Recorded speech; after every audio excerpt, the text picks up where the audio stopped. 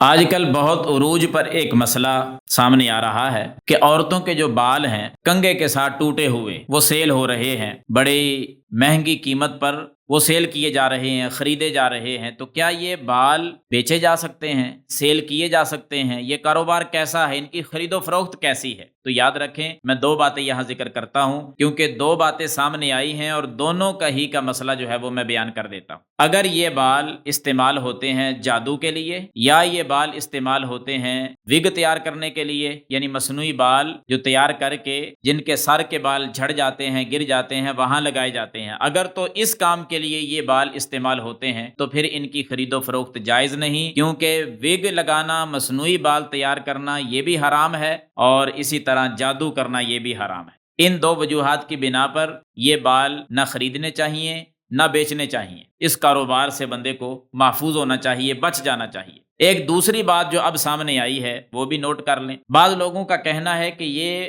جو کنگھے کے ساتھ ٹوٹے ہوئے بال ہوتے ہیں یہ جڑ سے اکھڑے ہوئے ہوتے ہیں، تو ڈاکٹر حضرات یہ خرید کر ان کی اصل خرید و فروخت جو ہے نا وہ بڑے بڑے ہسپتالوں میں بڑے بڑے ڈاکٹر حضرات جو ہے نا وہ خرید کرتے ہیں، وہ لے جاتے ہیں۔ وہ جڑ سے جو بال اکھڑا ہوا ہو، وہ ہیئر ٹرانسپلانٹ جو ہے نا اس میں یہ کام آتے ہیں، یعنی جس کا سر گنج ہو جائے، بال اس کے جھڑ جائیں، گر جائیں، تو یہ بال اور ان کی جڑیں جو ہیں وہ وہاں آپریشن وغیرہ کر کے لگائی جاتی ہیں، وہ بال اس کے بالکل اپنے بال تیار ہو جاتے ہیں۔